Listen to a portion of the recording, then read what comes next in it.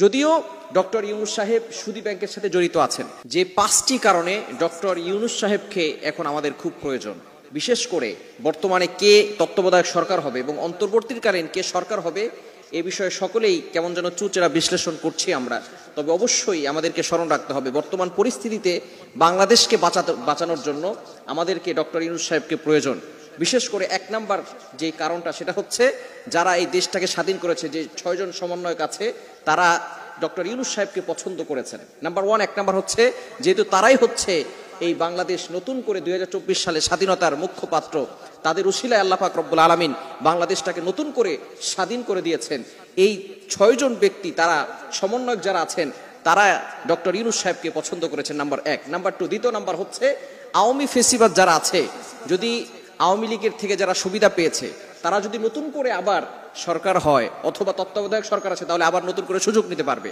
তবে এই আওয়ামী ফেসিবাদ থেকে চরমভাবে আক্রান্ত হয়েছে ডক্টর ইউনূস সাহেব। তিনি আওয়ামীর বিপক্ষে যাবে এবং ভারতের যত ইগুলো আছে, যত ধরনের ষড়যন্ত্র থাকবে, যে ধরনের চাপ থাকবে, সেগুলোকে তিনি ট্যাকেল দিতে পারবেন ডক্টর ইউনূস সাহেব।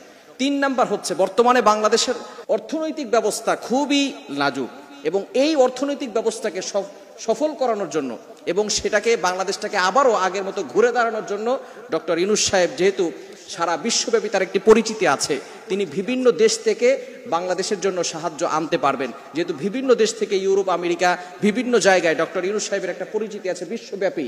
যদিও ডক্টর ইউনূস সাহেব সুদী ব্যাংকের সাথে জড়িত আছেন, তবে অবশ্যই আমরা তাদেরকে ইসলামের দাওয়াত দিব, তাকে সঠিক বার্তা বুঝিয়ে দিব।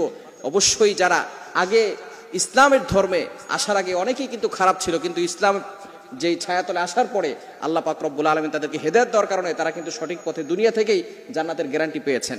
সুতরাং খিয়ারুকুম ফিল জাহিলিয়াতি খিয়ারুকুম ফিল ইসলাম, যারা আগেও খারাপ ছিল এবং পরবর্তী সময় যারা ঠিক হয়ে গিয়েছে, বিশেষ করে ওমর রাদিয়াল্লাহু তাআলা আনহু, তিনি কিন্তু প্রথমে নবী সাল্লাল্লাহু আলাইহি ওয়াসাল্লামকে হত্যা করতে গিয়েছিলেন, পরবর্তী সময় ইসলামের ছায়াতলে এসে তিনি দুনিয়া থেকে জান্নাতের গ্যারান্টি পেয়েছেন। এজন্য তিনি অবশ্যই সুদী ব্যাংকের সাথে জড়িত আছে, তবে তিনি বর্তমান যে বাংলাদেশের পরিস্থিতি, এই সময় তাকে খুব প্রয়োজন। 4 নাম্বার যে বিষয়টা, সেটা হচ্ছে, যখন নতুন সরকার আসবে তখন বিভিন্নভাবে মানুষ বিশ্বব্যাপীর কাছে অপপ্রচার চালাবে, কিন্তু ডক্টর ইউনূস সাহেবের ব্যাপারে কিন্তু এই বিষয়টি হবে না। যদি অপপ্রচার চালায়, তবে মানুষ তাকে চিনে, সারা বিশ্বব্যাপী তার একটি প্রচার আছে, তার একটি পরিচিত আছে, মানুষ তার ব্যাপারে কোনো অপপ্রচার শুনবে না এবং এই বিষয়ে বিশ্বের অন্যান্য দেশগুলো সচেতন থাকবে। এবং 5 নাম্বার হচ্ছে, ইউরোপ, আমেরিকার যে সমস্ত মানুষগুলো আছে, তাদের কাছে ডক্টর ইউনূস সাহেব খুবই পছন্দনীয় একজন ব্যক্তি। বাংলাদেশ বর্তমানে স্বাধীন হয়েছে ঠিক আছে, তবে ভারতের সাথে আওয়ামী লীগের একটা সম্পর্ক থাকার কারণে বিভিন্নভাবে চাপের মুখে বাংলাদেশ পড়ে যেতে পারে। তবে ডক্টর ইউনূস সাহেবের সাথে যেহেতু আমেরিকা, ইউরোপের সাথে ভালো একটি সম্পর্ক আছে, যদি ইন্ডিয়া কোনোভাবে বাংলাদেশকে চাপের মুখে ফেলতে চায়, তাহলে ডক্টর ইউনূস সাহেবের উসিলায় কিন্তু আমেরিকাও আমাদেরকে সাহায্য করতে পারে। তবে অবশ্যই, যদিও তিনি সুদের সাথে জড়িত আছে, তাকে বোঝাতে হবে, তাকে ইসলামের জন্য আমরা দাওয়াত দিব, আমরা ইসলামের দাওয়াত দিব। অনেকেই প্রথমে অনেক খারাপ ছিল, পরবর্তী সময় ইসলামের দাওয়াত পাওয়ার পরে তারা দেখা যাচ্ছে ইসলামের ছায়াতলে আসার পরে তারা সোনালী যুগের মানুষ হয়েছেন এবং তারা দুনিয়া থেকেই জান্নাতের গ্যারান্টি পেয়েছেন। হযরত ওমর রাদিয়াল্লাহু তাআলা আনহু, তিনিও জান্নাতের গ্যারান্টি পেয়েছেন। এবং বর্তমানে যেহেতু শাসক নেই, আমার বাংলাদেশটা কিন্তু শেষ হয়ে যাবে।